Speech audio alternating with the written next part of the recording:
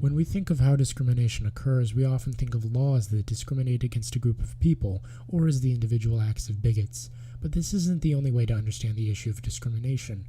Institutionalized discrimination produces disparities in outcomes resulting from established policies and institutions. These policies don't directly involve race, but their consequences fall most heavily on minorities. The key issue is result, not intent. Institutionalized discrimination becomes de facto racist policy. For example, it's well documented that the American criminal justice system disproportionately burdens poor people. This will naturally extend to African Americans due to their lower incomes, but it also manifests in much more explicit but still indirect ways.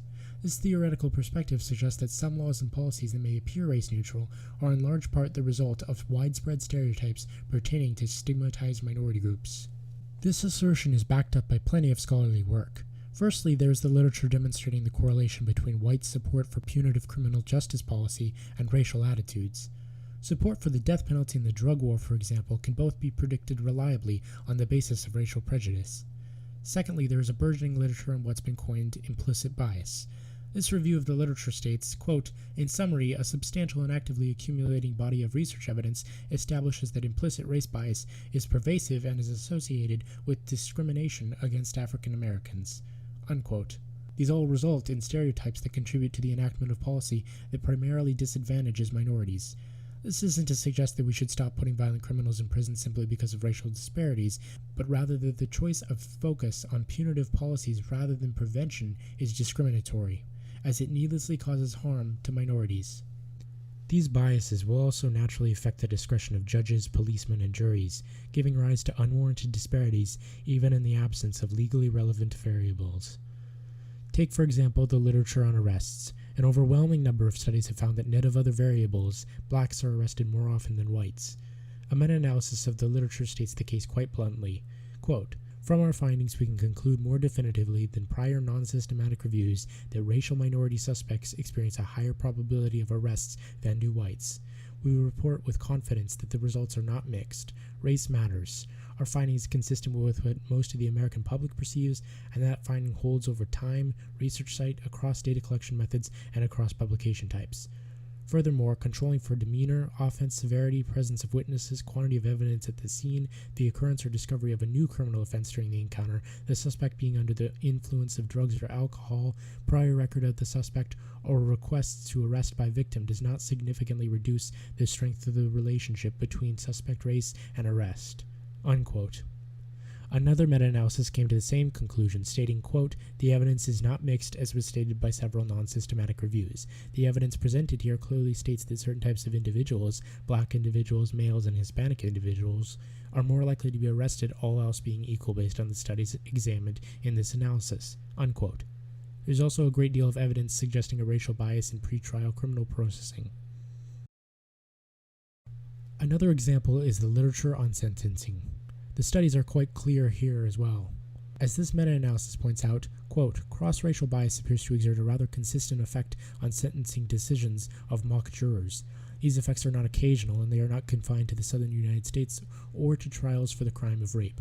Nor does racism appear to be a thing of the past, at least not in the simulated sentencing decisions studied here. The apparent inconsistent results previously reported in the literature may best be interpreted as a reflection of differences in methodological rigor." Unquote. Another review of the literature notes, quote, "As a whole, these findings undermine the so-called no discrimination thesis, which contends that once adequate controls for other factors, especially legal factors, are controlled, unwarranted racial disparity disappears. In contrast to the no discrimination thesis, the current research found that independent of other measured factors, on average, African Americans were sentenced more harshly than whites." Unquote. Though the sentencing disparity is less significant in contributing to racial disparities in the criminal justice system. As this review notes, quote, "Our results suggest that a small, yet significant, effect of racial bias in decision-making is present across studies." Unquote. And this also extends to the decision to use force by police officers. Results from several studies indicate racial bias in decision to shoot. This meta-analysis describes the literature. Quote, "We meta-analyzed 42 studies, investigating 5 operationalizations of shooter biases: reaction time with and without a gun, false alarms, shooting sensitivity, and shooting threshold, and relevant moderators, e.g. racial prejudice, state-level gun laws. Our results indicate that relative to white targets, participants were quicker to shoot armed black targets, slower to not shoot unarmed black targets, and more likely to have a liberal shooting threshold for black targets." Unquote. And of course, this manifests in differences in outcomes of police use of force, as the most recent studies have demonstrated. But even these studies don't fully capture the breadth and degree of racial bias present. Apart from the cascading effects of class and race that are intertwined, there is good reason to suspect that these studies underestimate the degree of bias. Researchers attempt to control for extraneous variables. In this case, though, they may accidentally be controlling for variables that are sources of racial bias. One example that has been pointed out is when controlling for criminal record, you may actually be controlling for past forms of racial bias. These cumulative effects consequently produce some astonishing results. The United States has an incarceration rate higher than anywhere else in the world, with a correctional population reaching nearly 7 million people. Holding just 5% of the world population, but over 20% of the world's prison population, no other nation, not Nazi Germany nor the Soviet Union, has incarcerated as large a share of its own population as the United States government has. Neither has any such nation incarcerated as many minorities as the United States has. 1 in 3 young African American men is currently under the control of the criminal justice system, in prison, in jail, on probation, or on parole. Not apartheid South Africa nor the Jim Crow system, 2 explicitly racist systems, had managed to incarcerate such a large share of the minority population. The modern criminal justice system's design also cements criminals into a permanent underclass, as law scholar Michelle Alexander notes in her book, quote, "Today it is perfectly legal to discriminate against criminals in nearly all the ways it was once legal to discriminate against African Americans.